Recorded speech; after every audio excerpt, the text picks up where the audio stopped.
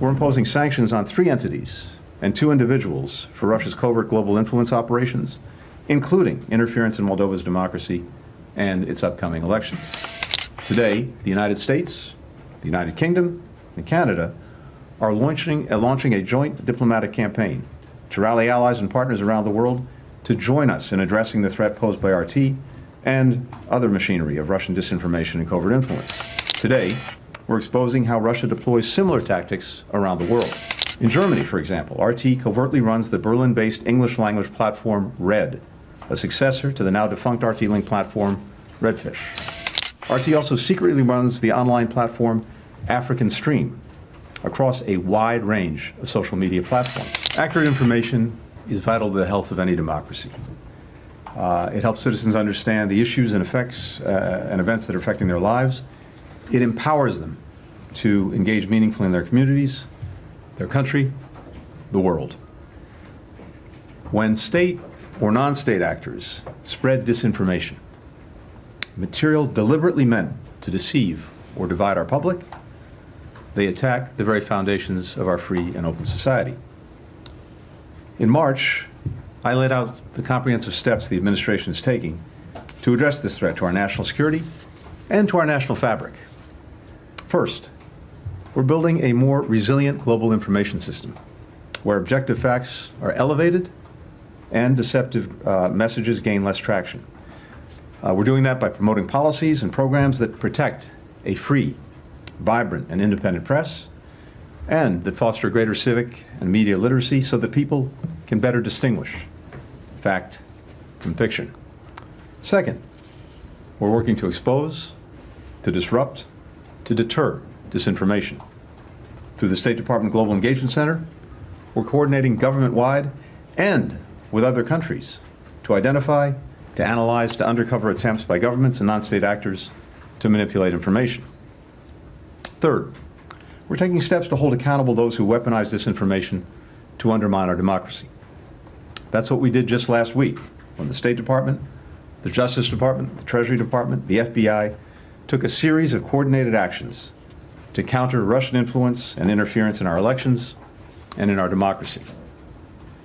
In addition to imposing sanctions, visa restrictions, and other measures, the State Department also designated the Russian state-funded and directed media company, Rossiya Segodnya, and 5 of its subsidiaries, including RT, under the Foreign Missions Act. As a result, these actors are now required to notify the State Department of all personnel working in the United States, as well as their property. We took these steps based on our conclusion that Rossiya Segodnya and these 5 subsidiaries are no longer merely fire hoses of Russian government propaganda and disinformation. They are engaged in covert influence activities aimed at undermining American elections and democracies, functioning like a de facto arm of Russia's intelligence apparatus. Today, we're announcing that these Kremlin-backed media outlets are not only playing this covert influence role to undermine democracy in the United States, but also to meddle in the sovereign affairs of countries around the world. Thanks to new information, much of which originates from RT employees, we know that RT possessed cyber capabilities and engaged in covert information and influence operations and military procurement. As part of RT's expanded capabilities, the Russian government embedded within RT a unit with cyber operational capabilities and ties to Russian intelligence. RT's leadership had direct, witting knowledge of this enterprise.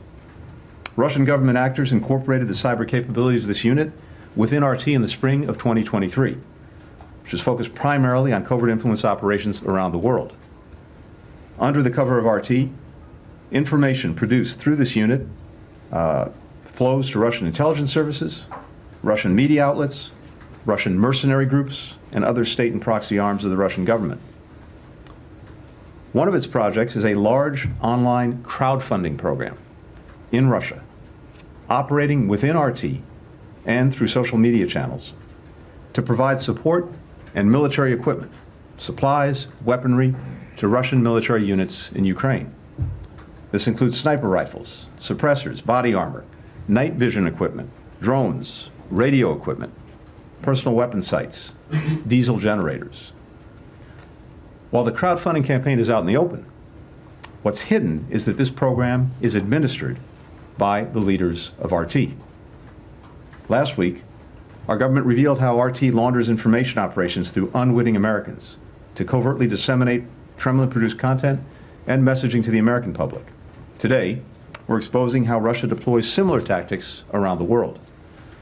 In Germany, for example, RT covertly runs the Berlin-based English-language platform Red, a successor to the now-defunct RT-Link platform Redfish.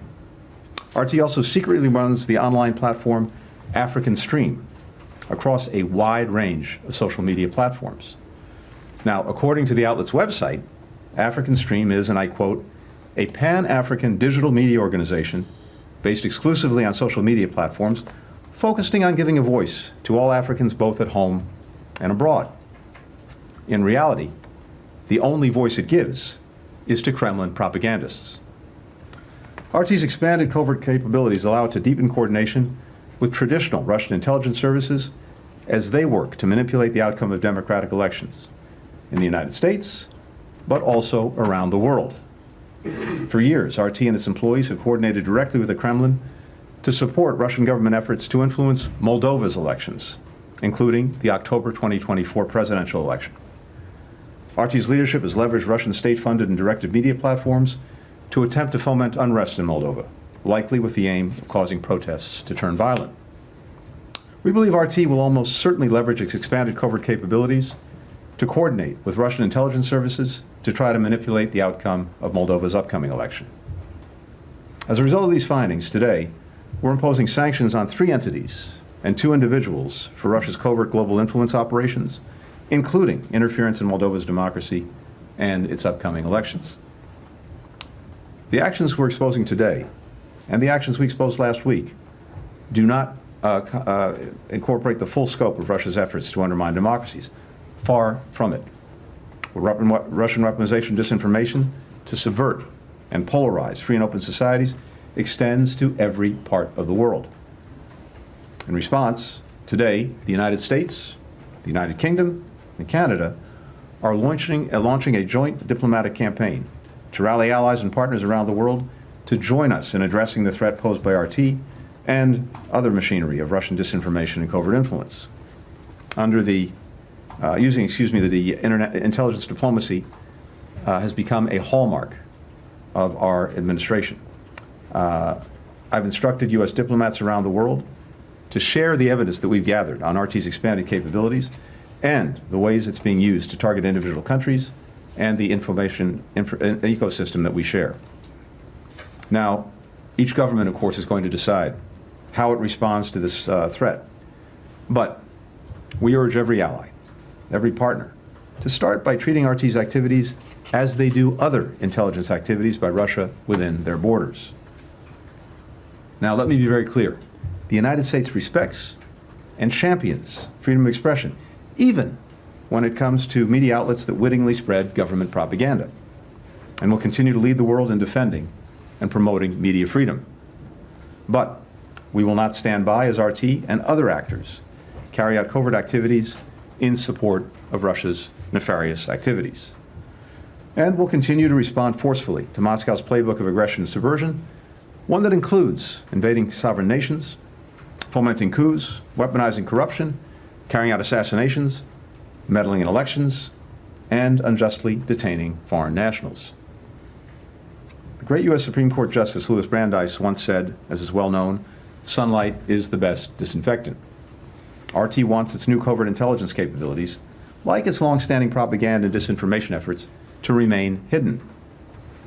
Our most powerful antidote to Russia's lies is the truth. It's shining a bright light on what the Kremlin is trying to do under the cover of darkness. Taking action, together with our allies and partners, to address this threat to our democracies is an effective way of pushing back. And today, we're taking an important step in that direction. One final related note on a more uplifting subject. A little bit earlier today, I had the opportunity to sit down with Evan Gershkovich. First time I've had a chance to see him since he was freed. We were joined by one of his colleagues from the Wall Street Journal, which was such a tenacious champion, along with his family, in pressing for Evan's release. I know a number of you know Evan. Anyone who knows him can attest to this. He's incredibly warm. He's got a great sense of humor. But maybe the most striking part of spending time with Evan is simply how wonderful it feels to see him free, home, where he belongs. I also keep returning to the fact that Evan, on the form that Russia forced him to fill out before he was released, asked for an interview with Vladimir Putin, always on the job. We make a lot of great things in this country, but one of the greatest things we make is our journalists. Their professionalism, your professionalism, the unshakable commitment to seeking the truth is a service not only to our people and our democracy, it's a service to the entire world. Evan's freedom is also a reminder of all Americans who are still held hostage or wrongfully detained. And as I said when we first secured the release of Evan, of Paul, of Alsu, and others, for them and for their families, those who remain detained, there are tough days when they will question if they ever get their freedom back. My pledge to them is the same one that I made to Evan and to the dozens of other Americans whose release we've secured these last few years. We've not forgotten you, we will not forget you, and we will not rest until we get you home.